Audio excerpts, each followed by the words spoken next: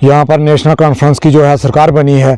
हम उनको पहले भी हमने मुबारक दी है, आज फिर हम मुबारक देते हैं।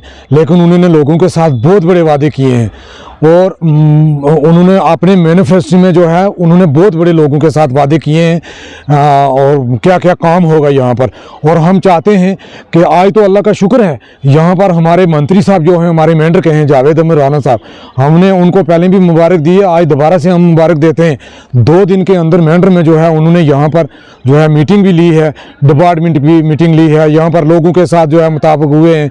और कह रहा हूँ कि यहाँ पर देखें कि अगर सरकारी ज़मीनें हैं, यहाँ पर स्पोर्ट्स स्टेडियम होना चाहिए, यहाँ पर पार्किंग होनी चाहिए। जो लोग हमारे बाहर से आते हैं, गाड़ियाँ लगाने की जगह नहीं मिलती है। मैं टैक्सी यूनियन प्रेसिडेंट मेंढर कफील खान, मेरी हमेशा तारक साहब ये एक मीडिया के माध्यम के आगे मेरी एक आवाज़ रही कि जब भी कोई यहाँ मेंढर डेवलपमेंट के बारे में या किसी गरीब मकसीन के बारे में कोई बात करनी हो तो मैं बात उजागर करता रहता हूँ। और मैं हमेशा उसी बात पे खुश रहता हूँ कि मेरी वजह से अगर किसी आदमी को फ़ायदा मिले और उसकी दुआ मेरे लिए जो है वो हमेशा काम आएगी। तो मैं आज जो है आप मेंढर कस्बा की जो अगर बात करें यहाँ पर डेवलपमेंट के बारे में, तो यहाँ पर डेवलपमेंट के बारे में मैं आपको क्लियर बताऊँ कि यहाँ पर एक म्यूनसिपैलिटी सिस्टम जो है, यहाँ पर आप देखें कि ये तहसील मेंढर सुरनकोट जो थी वो तहसील मेंढर के साथ हुआ करती थी। पुराने लोगों से ये मैं बात सुनता रहता था, जैसे एक सुरनकोट और मेंढर का एमएलए जो होता था वो एक ही होता था, जिस वक्त मरहूम सरदार रफ़ीक हुसैन खान इन दोनों कॉन्स्टिट्यूंसी को डील करते थे।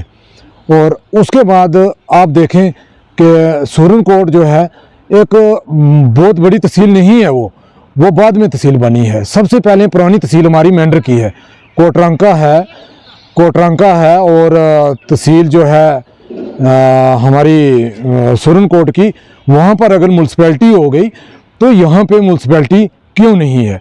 वजह क्या है इसकी?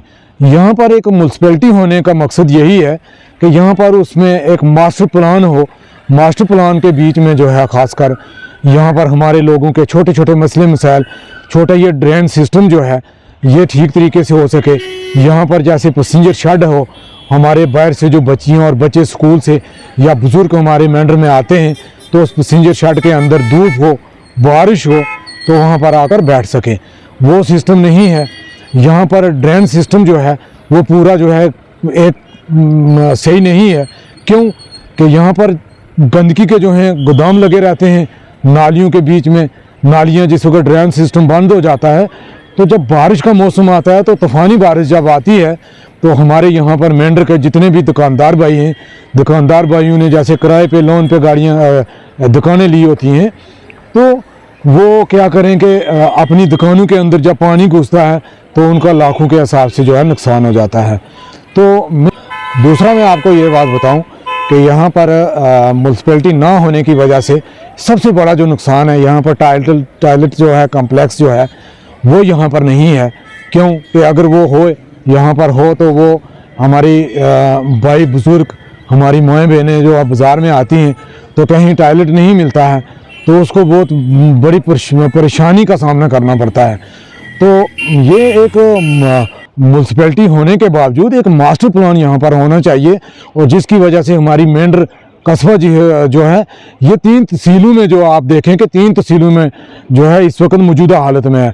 तहसील मनकोट हो गई, तहसील बालाकोट हो गई, तहसील मेंढर, ये एक बहुत बड़ा एरिया है, कम से कम 1.5 लाख आबादी है। ये टेंडर होता है उसका, इस बार जो टेंडर हुआ है 70 लाख रुपए का टेंडर हुआ है। तो वो पैसा 70 लाख रुपया जो है इस बार अगर पैसा मैं आपको कहूँ तो वो पैसा सही जगह पर कुछ ना कुछ यूटिलाइज हुआ है बीडीओ साहब की तरफ से।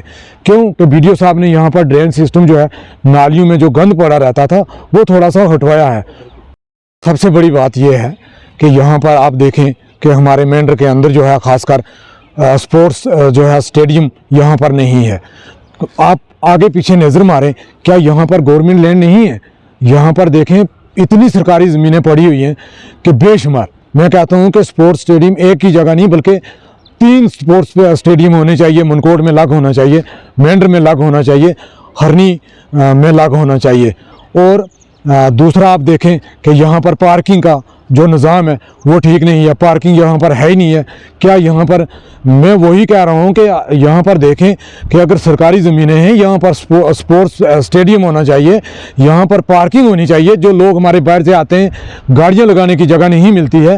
देखें जो बाहर से हमारे लोग आते हैं वो पार्किंग ना होने की वजह से बाज़ारों में खड़ी करके लोग जो हैं वो आगे पीछे अपनी बिजनेस के लिए या अपने किसी काम के सिलसिले में, दुकानदारी, कोई सौदा फ़रोख्त करने के लिए बाज़ारों में चले जाते हैं और घंटा घंटा 2-2 4-4 घंटे जाम लगता है।